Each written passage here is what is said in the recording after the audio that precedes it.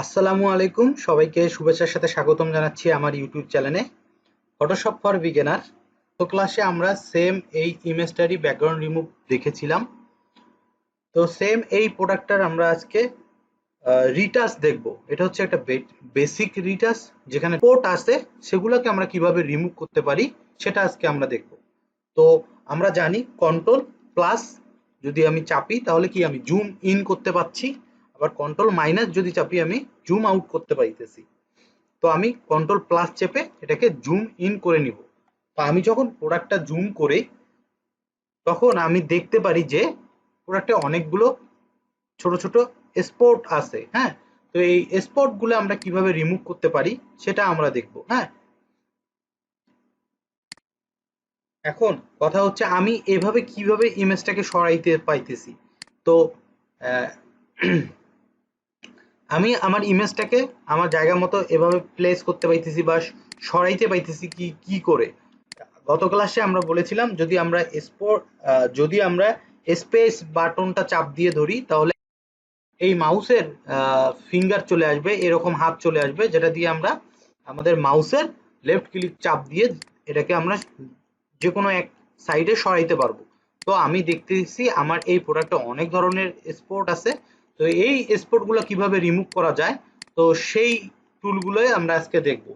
তো আমরা আজকে প্রথমে টুল দেখব হচ্ছে স্পট হিলিং ব্রাশ টুল। তো আমরা এই যে এইখানে যাব, এখানে যাওয়ার পরে যদি আমি রাইট ক্লিক করি তাহলে আরো অনেকগুলো টুল বের হয়ে আসবে। আজকে আমরা দেখবো হচ্ছে স্পট হিলিং ব্রাশ টুল এবং প্যাচ টুলের ব্যবহার, এবং এর সঙ্গে সঙ্গে আরেকটা টুল আছে সেটা হচ্ছে ক্লোন স্টাম্প টুল। তো এই তিনটা টুলের কাজই একই রকম। হ্যাঁ, আমি বলেছিলাম যে প্রত্যেকটা টুলের ব্যবহারই আমরা দেখব, কিন্তু একটা করে ইন্ডিভিজুয়ালি টুলের কাজ দেখব যেটাতে আমাদের সময় নষ্ট হবে। তো আমরা যে টুলটার কাজ যখন লাগবে তখনই আমরা সেই টুলটা ব্যবহার করব এবং ওই টুলটার কাজ সম্পর্কে আমরা ধারণা পাবো। তো প্রথমে আমি যাব স্পট হিলিং ব্রাশ টুলে। তো স্পট হিলিং ব্রাশ টুলে দেখেন এটার কাজ হচ্ছে কি, যদি আমি এই এইটাকে একটা ক্লিক করে এবার চাপ দিয়ে ধরি, মাউসের লেফট বাটনটা এবার চাপ দিছি। হ্যাঁ, দেখেন এই যে চাপ দিতে দিয়ে একটু মাউসটাকে সরাইছি, তো ছোট ছোট স্পট গুলো এখান থেকে চলে যাইতেছে।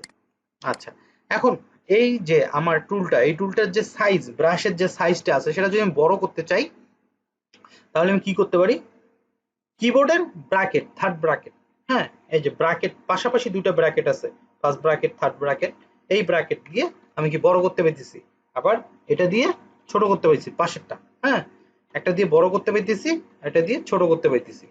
তো এই কিবোর্ডের যে ফার্স্ট ব্র্যাকেট থার্ড ব্র্যাকেট আছে সেগুলো দিয়ে আমি বড় ছোট করতে পারছি, যখন আমার যেটা প্রয়োজন আমি সেই সাইজ অনুযায়ী আমি কাজ করব। তো ঠিক আছে, তো আমরা দেখেন এই সেম জিনিসটা, এটা বড়, বেশি বড় করে কাজ করা যাবে না।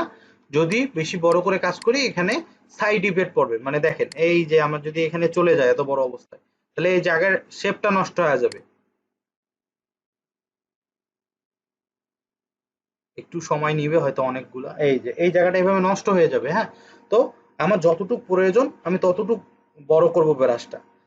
কন্ট্রোল অল্টার জেড, আমার আগের অবস্থায় ফিরে গেছে, ছোট করলাম, এই স্পটটাকে আমি এই যে রিমুভ করে দিচ্ছি। এই যে আবার এখানে কিছু দাগ আছে, এগুলোকে আমি রিমুভ করে দিচ্ছি। তো সেম এই এই টুলটা দিয়ে আমরা কিছু এরকম ওয়াটারমার্কও রিমুভ করতে পারবো। এই যে দেখেন ইউ, এই লেখাটাকে আমি রিমুভ করে দিলাম, এই যে এই জায়গাগুলো থেকে রিমুভ হয়ে গেছে। তো এখানে কিছু কিছু জায়গায় তো ইফেক্ট থাকবেই, কারণ এক একটা টুলের এক এক রকম ব্যবহার আছে, যখন যেটা যেভাবে ব্যবহার করা যায়। কন্ট্রোল অল্টার জেড, হ্যাঁ। তো এই টুলের কাজ হচ্ছে সেম এই রকম, এই রিমুভ হয়ে গেছে। সেম এইটার পাশে আরেকটা টুল আছে, যদি আমি এখানে ক্লিক করি তাহলে এই প্যাচ টুল, প্যাচ টুলের কাজও সেম টাইপের, কিন্তু এটার প্রয়োগটা একটু ডিফারেন্ট। সেটা কিভাবে আমি কাজ করতে পারি সেটা দেখি। যেমন এটা এই জায়গাগুলোতে দেখা যেতে পারে, এই যে এইখানটাতে, এইখানটাতে যেমন কালারটা একটু ডিসকালার হয়ে গেছে, বা এখানে যে পোর্শনটা এটা একটু ডিফারেন্ট লাগতেছে। তো এই জায়গাকে আমি যদি এবার চাপ দিই, ছেড়ে দিব না মাউসটা, কিন্তু লেফট বাটনটা এবার চাপ দিয়ে ধরে যেখান থেকে শুরু করছি সেখানে এনে সারিয়ে দিব, তাহলে এটা একটা সিলেক্ট হবে, এই যে সিলেকশন হবে। এবং এই সিলেকশনটাকে আমি তুলে অন্যখানে নিয়ে যেতে পারবো। সেটা কিভাবে, এটা যখন আমি ঘুরে এখানে ছেড়ে দিছি তখন এটা সিলেক্ট হয়েছে, এবং আমি যদি এই মাঝে চাপ দিই দেখেন ভালো জায়গাটা, যেটা ভালো জায়গাটা সেটা ওইখানে চলে যাবে, যেটা ভালো জায়গা সেটা ওখানে চলে যাবে। একটু সমস্যা হয়েছে, কিছু কিছু ক্ষেত্রে সমস্যা হয়, বেশি দূরে নেওয়া যাবে না, একটু কাছাকাছি।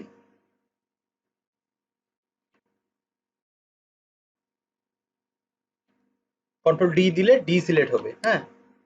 তো এটার কাজও এই যে এরকম হইতে পারে। এই যে স্পোর্টটাকে আমি ধরলাম, ধরে ভালো জায়গাটা নিয়ে আসলাম, ভালো জায়গাটা ওখানে চলে গেল। মানে এটার একটা প্রতিচ্ছবি আর একটা জায়গায় চলে যাচ্ছে। এটা এক এক জায়গায় এক এক রকম ভাবে ব্যবহার হয়। যেমন এই জায়গাটা দেখি, এই যে এখানে এটা প্রপারলি কাজ করতেছে, এইখানে ততটা কাজ করে নাই, তো এখানে এটা ভালোভাবেই কাজ করতেছে। এই তো আমরা বিভিন্ন টাইপের সমস্যায় পড়বো, প্রোডাক্ট ফটো যখন এডিটিং করতে যাব তখন আমরা এই টুলগুলো এইভাবে এইভাবে ব্যবহার করব, হ্যাঁ। এই যে।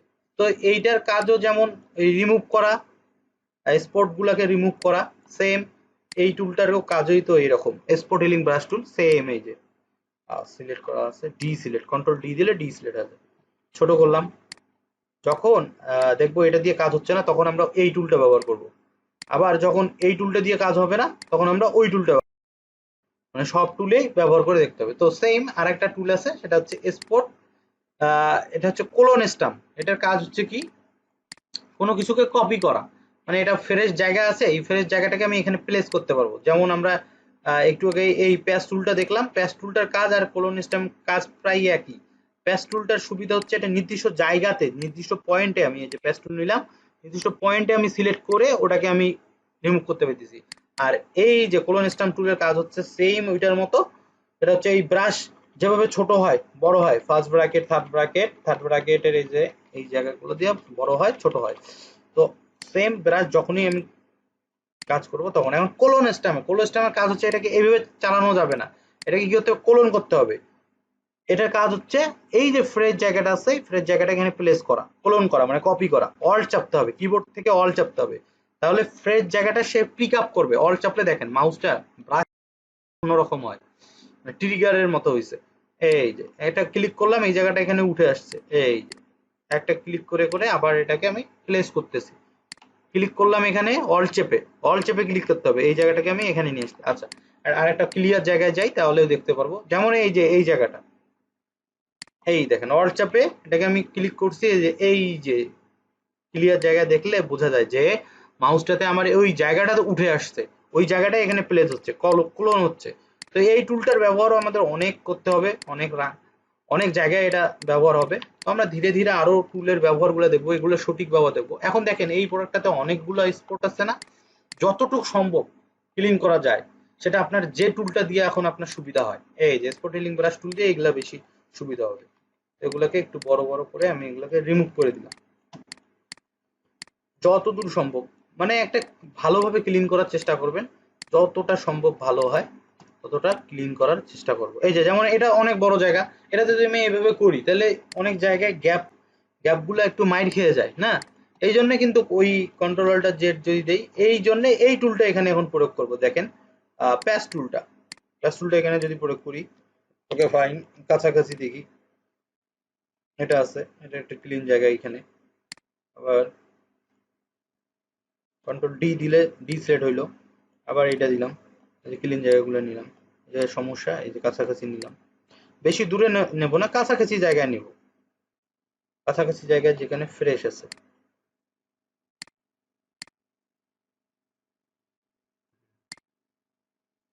এই যে। তো এইভাবেই আমি এই প্রোডাক্টটাকে রিটাচ করব, বেসিক রিটাচ গুলো করব এখানে। তো আমার এখন আবার আমি স্পট হিলিং ব্রাশ টুলে যাই। তো আমি এটা বারবার দেখাচ্ছি কারণ হচ্ছে যাতে এটা সঠিক ব্যবহারগুলো দেখেন। এই স্পট হিলিং ব্রাশ টুলটা এখানে দিছি, বড় হয়েছে, এই জন্য কিন্তু এই স্পটটা একবারে করা, স্পটটা রিমুভ করার পরে এই জায়গাটা মানে নষ্ট হয়ে গেছে। এটাকে যদি একটু ছোট করে নিই তাহলে দেখুন সুন্দরভাবে আরো কাজ করতে পারবো, কিছু বোঝাই যাবে না যে ওইখানে এর আগে কিছু ছিল। তো সেম একটু বড় করে নেই, একটু বড় করে নেই। বড় বড় জায়গায় বেশি প্রয়োগ করতে গেলে যদি নষ্ট হয় তখন আমরা ওই জায়গাগুলো প্যাচ টুল দিয়ে ব্যবহার করব। আচ্ছা, এই যে এখন আমি যদি কন্ট্রোল জিরো চাপি তাহলে এটা কি, আমার অনেকগুলা রিমুভ হয়েছে, এটা এখানে দেখলে বোঝা যাবে। এইটাকে যদি অফ করে দেই, এটা আগেরটা, আর এটা হচ্ছে আমাদের নতুনটা। আচ্ছা, এখানে লেয়ারের ব্যাপারটা কিন্তু বুঝতে হবে, হ্যাঁ। আমি যে যে টুলটা যেখানে প্রয়োগ করব সেখানে অবশ্যই এই প্রোডাক্টটা থাকতে যদি সিলেক্ট না থাকে তাহলে এখানে এই টুলগুলো কাজ করবে না। প্রোডাক্ট লেয়ারটা সিলেক্ট থাকলে থাকবে কিভাবে, যখন এই যে এখানে একটা এখানে ক্লিক করলে এটা সিলেক্ট হয় এবং এই লেয়ারের প্যানেলে দেখেন এটা কালার চেঞ্জ হয়। আবার যদি আমি ব্যাকগ্রাউন্ডে যাই, সবার উপরে উপরে যে লেয়ারটা সিলেক্ট করলাম, মানে এখান থেকেও এই সিলেক্ট আছে, একটা হচ্ছে সিলেকশন আর এটা হচ্ছে সিলেক্ট, এটা হচ্ছে লেয়ারটা সিলেক্ট, এই লেয়ারে থাকতে হবে, তারপরে কাজগুলো এখানে করতে হবে। হ্যাঁ, তো এভাবে আমাদেরকে কি আমাদের এই টুলটা ব্যবহার করে করে আমাদের যে কাঙ্ক্ষিত প্রোডাক্টটা আছে প্রোডাক্টটাকে আমরা রিটাচ করতে পারবো, স্পোর্ট গুলা রিমুভ করতে পারবো, ডাস্ট গুলো আমরা রিমুভ করতে পারবো। তো এইভাবে কাজ করতে হবে, ধীরে ধীরে ধৈর্য সহকারে কাজ করতে হবে। যান জীবন ছাড়িয়ে দেওয়ার কিছু নাই, যতটুকু সম্ভব আপনার রিমুভ করা যায় ততটুকু আপনি রিমুভ করবেন। তো এই তিনটা টুলের ব্যবহার আজকে দেখলাম আমরা, যে স্পট হিলিং ব্রাশ টুল, প্যাচ টুল এবং ক্লোন স্টাম্প টুল। তো এই আমরা ধীরে ধীরে আরো দেখবো, আমাদের যখন কাজ আমরা একদম ফুলফিল কাজে চলে যাব তখন এই টুলগুলোরই ব্যবহার থাকবে। নেক্সটে আমরা নতুন কিছু দেখবো হয়তো। তো আজকে এই পর্যন্ত। আহ, যদি আমার ক্লাসটা ভালো লাগে অবশ্যই আমার চ্যানেলটা সাবস্ক্রাইব করবেন। আর এই ক্লাসের ব্যাপারে যদি কোনো প্রশ্ন থাকে অবশ্যই কমেন্ট করবেন, আমি আমার জায়গা থেকে অ্যান্সার দেওয়ার চেষ্টা করব। আর ফুল ভিডিওগুলো যদি কেউ দেখে, কোর্সের ভিডিওগুলো যদি সবগুলো দেখে, তাহলে তার ফটোশপের বেসিক সব জিনিসগুলো তার শেখা হয়ে যাবে। তো আজকে এ পর্যন্ত, সবাই ভালো থাকবেন। নেক্সট ক্লাসে সবাইকে দেখানোর জন্য নেক্সট ক্লাস দেখার জন্য সবাইকে আমন্ত্রণ জানাচ্ছি। আল্লাহ হাফেজ।